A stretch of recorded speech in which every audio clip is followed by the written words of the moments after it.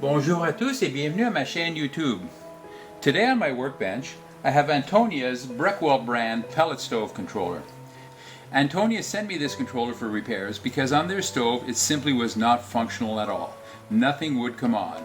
You would press the on switch, the system was completely dead, there was no drive, no fans would spin, and no augers would feed pellets into the fire, and it would not ignite a fire. So after doing some troubleshooting work with Antonia's friend, we determined that she should send me the controller for repairs.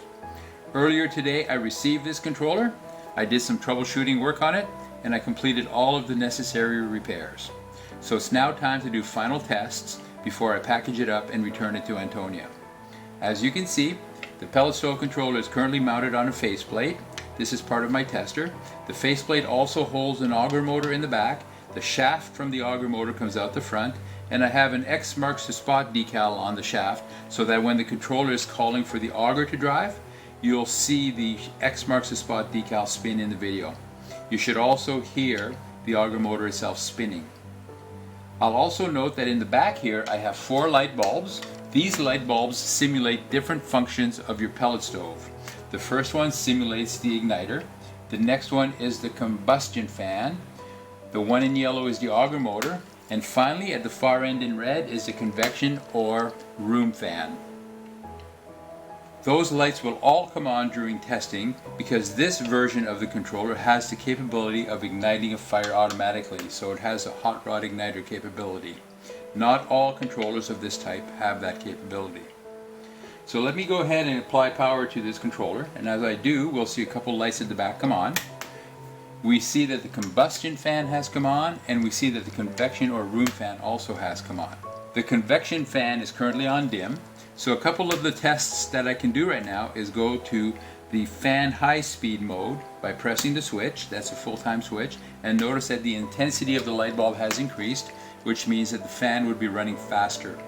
If I go back to normal, it dims, high, dim, high. So that is functional.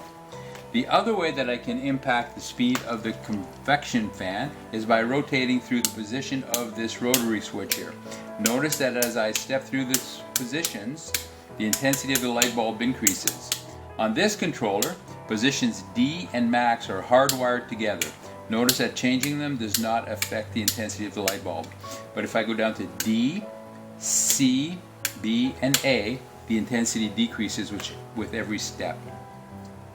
I'll rotate through them again one last time, go back down to low. One final test I can do in manual mode is the manual feed button here, which is a momentary switch. If I press that, notice the auger motor comes on. We hear the auger motor drive, we see X marks the spot, and in the back, the auger motor lamp comes on. So that's perfectly normal, that's functionally correct. Now it's time to go into automatic mode. To do that, I need to press on the auger button here and then release it. Three things will happen when I do that. First, when I press the button, a timer on the controller itself will start, and that will determine when the first automatic auger cycle will happen. It will also cause the green light at the top here to come on because of the way my tester is configured. And finally, when I release this button, it will start a 10-minute timer, and the igniter will come on for approximately 10 minutes. In this video we'll not see the 10 minutes duration because of the time constraints, but just know that I've tested that and it is functional. That light will go off in 10 minutes. So let's go ahead and do that. As I press the button, we get a quick cycle of the auger, the green light has come on, and when I release, we see that the igniter is now on. So that is functional. As I noted, if I were to leave it in this mode for 10 minutes, eventually the igniter would shut off by itself. In the meantime, the timer is running and we're waiting for the first auger motor cycle to happen. There it is. It was a very short cycle. We'll wait for one more time of that to happen, and then we'll go and rotate the position to change the auger feed state rate. Let's wait for that to happen.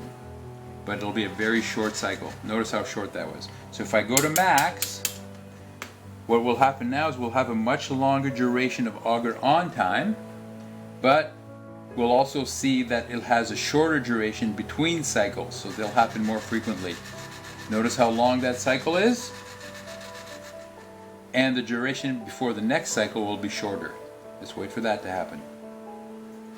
There it is. So one last time after this one, and then I'll shut everything down. Let's see how long that takes.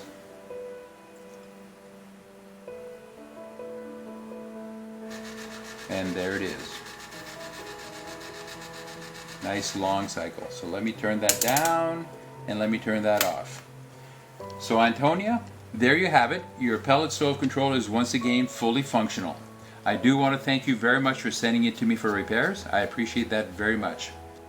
For all you other viewers, if you have a pellet stove controller of your own, whether it's a Breckwell brand, a Quadrifire, or USSC, and you have a service need for it, please feel free to contact me. I'd be more than happy to speak with you about that. In the meantime, I hope you'll take a few seconds to give this video a thumbs up and subscribe to my channel. I would appreciate that very much. Thanks everyone. Bye bye.